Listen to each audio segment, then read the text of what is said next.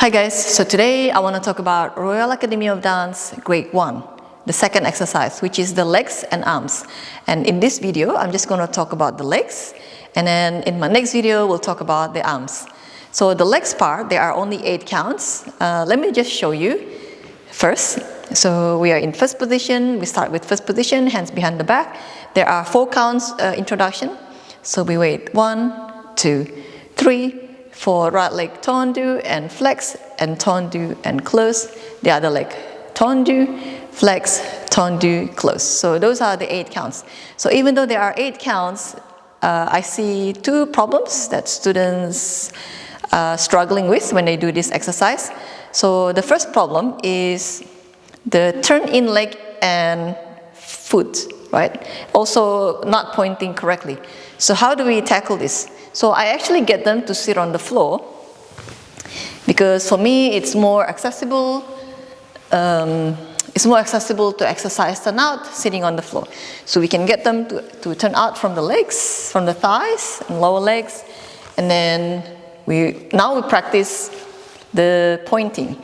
So we can get them to sit with the back straight, and we start with parallel and point forward and turn out and out and repeat. So like this, really articulating the feet, right? And point and turn out and up. And then we do the other way, turning out, and as if there is a pen here or a finger, they really want to wrap the finger or the pen and point and up. So do that 10 times each way.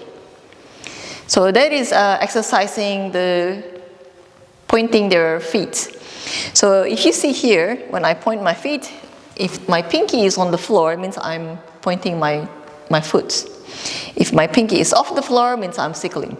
But translating to standing, if my pinky is on the floor, like this, then I'm sickling. So if my pinky is off the floor, then I'm correctly pointing my foot. So sickling, put pinky down, and pointing is up. But when you stand, when you sit down, it's the opposite, right? When you sit down, pinky on the floor means you're pointing. Pinky off the floor is sickling. Also, we can tell them that when they point, this should be the tip of the big toes, not the pinky or the ring toe, middle toe, index toe, and not even this part of the big toe. It should be the tip. So then they are pointing correctly. So there is the first problem, the turning in and the correctly pointing their feet.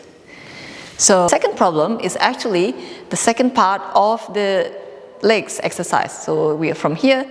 It is this coordination of bending the supporting legs and flexing at the same time. So often I see after the tendu, they can bend the supporting leg, but not flex. But the most common problem is from here, they cannot bend the supporting leg. So they can flex and then tip forward. Yeah, that's the most common one. Or they have the other hand like this. So if they can bend the supporting leg, but they cannot flex, I think most probably that's coordination issue or short Achilles or some kind of hamstring. But if they cannot bend the supporting leg, right?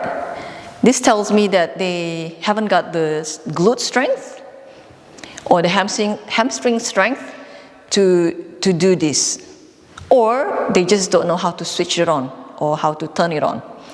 So what do? So first, we actually get them on the bar, simple plie in first position. So plie. And with the plie, by that plie, I mean hips straight and body straight. Right? We don't want this. So here you're not engaging your glutes. Here you are.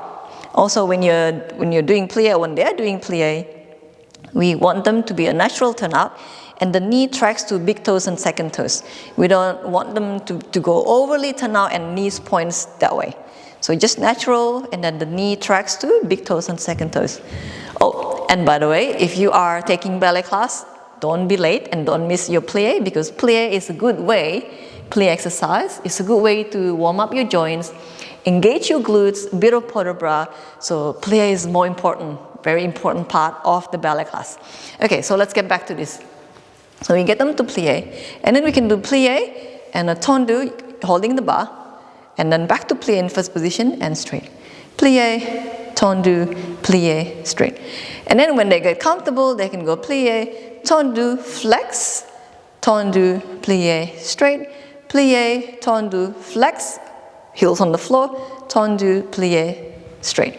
And then we can progress to plie, tendu, flex, heels off the floor, tendu, plie, straight. This way they build the sense of turning out, using the glutes. Yeah. And then after that, when they get comfortable, they can let go of the bar, and then they can simply do this. Step to the side and bend. Step to the side and bend. And step to the side and bend, point of flex.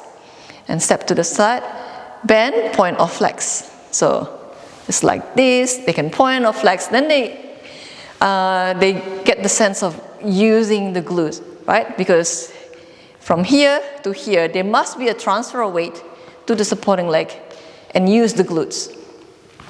So then that becomes easy for them to do the exercise. And the last thing about this hand, don't worry so much, because the exercise, it involves the hands behind the back anyway. So there's no way they can do this hand.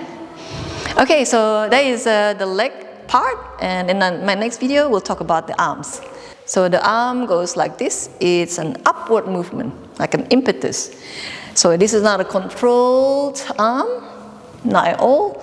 It is more like a throwing up and up. So remember, if you're teaching primary or pre-primary, where they have to pick up the feather and then they throw it in the air, it's that movement of up, and both arms up, and then back hands behind the back, and then they do the legs. And then the second time up and up. So remember, eyes follow hand or nose follows hand. And then both arms up and a flower, and then eyes up, shoulder down to a V. Okay, so that is the arms from the grade 1 legs and arms. I'll see you in my next video.